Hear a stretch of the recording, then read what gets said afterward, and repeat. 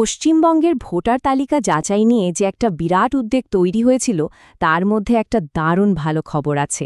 আজকের এই আলোচনায় আমরা দেখব কিভাবে প্রায় ৪২ লক্ষ ভোটারকে হিয়ারিংয়ের মতো একটা জটিল প্রক্রিয়া থেকে অব্যাহতি দেওয়া হলো, আর কাদেরকেই বা এখনও একটু সতর্ক থাকতে হচ্ছে। আসুন পুরো বিষয়টা ভালোভাবে জেনে নেওয়া যাক। সংখ্যাটা একবার ভাবুন, ৪১ লক্ষ। হ্যাঁ, নির্বাচন কমিশন ঠিক এতজন ভোটারকেই হিয়ারিংয়ের ঝঞ্ঝাট থেকে মুক্তি দিয়েছে। মানে শুধু যে সরকারি দপ্তরে বারবার ছোটাছুটি বন্ধ হলো তাই নয়, এর সাথে জড়িয়ে থাকা লক্ষ লক্ষ পরিবারের মানসিক চাপ আর টেনশনও অনেকটা কমল। প্রথমে যখন হিসেব করা হয়েছিল তখন দেখা গেছিল প্রায় ১,৩৬,০০,০০০ ভোটারের তথ্যে কিছু না কিছু গরমিল আছে। কিন্তু পরে যখন আবার সবটা খতিয়ে দেখা হলো তখন সেই সংখ্যাটা অনেকটা কমে দাঁড়ালো ৯৪ লক্ষে। মানে একটা বিশাল অংশের সমস্যার সমাধান কিন্তু হয়ে গেছে। কিন্তু প্রশ্ন হলো, কিভাবে এতগুলো নাম তালিকা থেকে বাদ গেল? তো এই যে এত বড় একটা স্বস্তির খবর, এর আসল কারণটা কি? আসুন একটু গভীরে গিয়ে দেখি। ঠিক কোন জাদুতে প্রায় ৪২ লক্ষ মানুষ হিয়ারিংয়ের নোটিশ পাওয়া থেকে বেঁচে গেলেন? দেখুন, এই সংখ্যাটা কিন্তু এমনি এমনি কমে যায়নি। আসল কারণটা হলো, কমিশন যখন ডেটাগুলো আবার ভালো করে দেখল তখন তারা বুঝতে পারল যে বেশিরভাগ গরমিলই খুব সামান্য। মানে এমন সব ছোটখাটো ভুল যার জন্য সাধারণ মানুষকে ডেকে পাঠিয়ে হয়রান করার কোনো দরকারই ছিল না। এখন প্রশ্ন হচ্ছে, এই কাজটা কিভাবে সম্ভব হলো? এখানেই আসল ভূমিকাটা নিয়েছেন বুথ লেভেল অফিসার, অর্থাৎ বিএলওরা। তো চলুন এবার সেই প্রক্রিয়াটা একটু জেনে নেওয়া যাক, যার মাধ্যমে এই ৪১ লক্ষ ভোটারকে অব্যাহতি দেওয়া সম্ভব হলো। প্রক্রিয়াটা ছিল খুব সহজ আর দারুণ কাজের। যেসব ভোটারের তথ্যে গরমিল পাওয়া গেছিল তাদের ফর্মগুলো একটা মোবাইল অ্যাপের মাধ্যমে সোজা পাঠিয়ে দেওয়া হয় এলাকার বিএলওদের কাছে। বিএলওরা তো স্থানীয় মানুষ, তাই তারা খুব সহজেই সেই তথ্যগুলো আবার যাচাই করে ছোটখাটো ভুলগুলো ঠিক করে দেন। আর যেই সেই সংশোধিত তথ্য কমিশনে জমা পড়ল, সঙ্গে সঙ্গে নামগুলো হিয়ারিংয়ের তালিকা থেকে বাদ চলে গেল। আচ্ছা, কি ধরনের ভুলের কথা বলা হচ্ছে?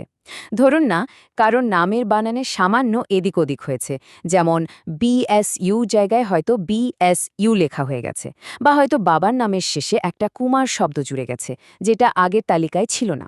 এই রকম ছোটখাটো বিষয়গুলোই বিএলওরা খুব সহজে ঠিক করে দিয়েছেন, আর তার ফলেই লক্ষ লক্ষ মানুষ হয়রানির হাত থেকে বেঁচে গেছেন। বেশ, তাহলে যাদের নাম বাদ গেছে তাদের নিয়ে তো স্বস্তির কথা হলো, কিন্তু যাদের নাম এখনও তালিকায় রয়ে গেছে তাদের কি হবে? এবার আমরা সেই বাকি ৯৪ লক্ষ ভোটের দিকে নজর দেব, যাদের এখনও হিয়ারিংয়ের মুখোমুখি হওয়ার একটা সম্ভাবনা রয়ে গেছে। এই যে বাকি ৯৪ লক্ষ ভোটারের সমস্যা, সেগুলোও কিন্তু কয়েকটা ভাগে ভাগ করা। সবচেয়ে বড় অংশটা, মানে প্রায় ৫১ লক্ষ মানুষের ক্ষেত্রে নামে গরমিল আছে, কিন্তু এর বাইরেও কিছু অদ্ভুত সমস্যা রয়েছে। যেমন ২৩ লক্ষ ভোটারের ক্ষেত্রে দেখা যাচ্ছে একজনের ঠিকানায় ৬ জনেরও বেশি ভোটার যুক্ত। এমনকি বাবা আর সন্তানের বয়সের পার্থক্য অস্বাভাবিক, কোথাও সেটা ৫০ বছরের বেশি তো কোথাও আবার ১৫ বছরেরও কম। এই জটিল সমস্যাগুলোই এখন কমিশনের কাছে একটা বড় চ্যালেঞ্জ। এই ৯৪ লক্ষ ভোটারের মধ্যে আবার দুটো বিশেষ ক্যাটেগরি আছে, যাদের হিয়ারিং প্রায় নিশ্চিত। কমিশন এদেরকে দুটো নামে ডাকছে, নো ম্যাপিং এবং প্রজেনি ম্যাপিং। আসুন তো এই দুটো টার্ম একটু সহজ করে বুঝে নেওয়া যাক। এই দুটো ক্যাটেগরির মধ্যে কিন্তু আকাশ পাতাল তফাত। নো ম্যাপিংয়ের কেসটা সবচেয়ে গুরুতর। ভাবুন একবার, ২০০২ সালের ভোটার তালিকায় এদের নিজেদের নাম তো দূরের কথা, এদের বাবা মা বা পরিবারের কারোরই নাম নেই। কমিশন স্বাভাবিকভাবেই এদের কেসগুলো সবার আগে দেখছে। আর অন্যদিকে আছে প্রোজেনি ম্যাপিং, মানে হলো ভোটারের নিজের নাম ২০০২ সালের তালিকায় নেই, কিন্তু তার বাবা মা বা পূর্বপুরুষদের নাম পাওয়া গেছে। এদের হিয়ারিংয়ের প্রক্রিয়া এখন শুরু করা হচ্ছে। আর এই প্রোজেনি ম্যাপিং তালিকাতেই আছেন প্রায় ২৪ লক্ষ ভোটার। কমিশন কিন্তু এখন মূলত এদেরকেই হিয়ারিংয়ের জন্য নোটিশ পাঠাতে শুরু করেছে। তার মানে যাদের নিজেদের নাম ২০০২-এর তালিকায় নেই কিন্তু পরিবারের নাম আছে, তাদের কাছে নোটিশ আসার সম্ভাবনা এখন সবচেয়ে বেশি। এই তথ্য যাচাই করতে গিয়ে একটা বেশ অদ্ভুত জিনিসও বেরিয়ে এসেছে। দেখা গেছে প্রোজেনি ম্যাপিং তালিকাতে এমন ১০০রও বেশি ভোটার আছেন যাদের সবার বাবার নাম হুবহু এক। এই ধরনের অস্বাভাবিক ডেটাগুলোকেই কমিশন হিয়ারিংয়ের মাধ্যমে ঠিক করতে চাইছে। এতক্ষণ তো আমরা অনেক তথ্য, সংখ্যা আর পরিসংখ্যান নিয়ে কথা বললাম, কিন্তু এই পুরো প্রক্রিয়ার একটা মানবিক দিকও আছে। এই সংশোধন প্রক্রিয়া সাধারণ মানুষের জীবনে ঠিক কী ধরনের প্রভাব ফেলছে, এবার সেদিকে একটু নজর দেওয়া যাক। চারপাশ থেকে যা শোনা যাচ্ছে তাতে বোঝা যায় এই হিয়ারিংয়ের চাপ আর দুশ্চিন্তা মানুষের স্বাস্থ্যের উপর কতটা খারাপ প্রভাব ফেলছে। অনেক বয়স্ক আর অসুস্থ মানুষকেও এই প্রক্রিয়ার জন্য ছুটোছুটি করতে হচ্ছে, যা অনেকের পক্ষে প্রায় অসম্ভব।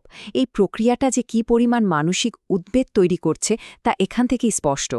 তাহলে সব মিলিয়ে যেটা দাঁড়ালো সেটা হলো এই ৪১ লক্ষ মানুষের ছাড় পাওয়াটা যেমন একটা বিশাল স্বস্তির খবর, তেমনি এটাও পরিষ্কার করে দিচ্ছে যে কমিশন ছোটখাটো ভুলের জন্য সাধারণ মানুষকে হয়রান করতে চায় না। কিন্তু এটাও ঠিক যে ভোটার তালিকাকে ১০০% নির্ভুল করার যে মূল লক্ষ্য, সেখান থেকে কমিশন এক পাও সরছে। সবশেষে একটা বড় প্রশ্ন কিন্তু থেকেই যাচ্ছে। একদিকে প্রশাসনিক নির্ভুলতা আর অন্যদিকে সাধারণ নাগরিকের সুস্থতা আর ভালো থাকা, এই দুটোর মধ্যে ভারসাম্য রাখা কি আদৌ সম্ভব? এই পুরো প্রক্রিয়ার ভবিষ্যৎ হয়তো এই কঠিন প্রশ্নের উত্তরের ওপরেই নির্ভর করছে।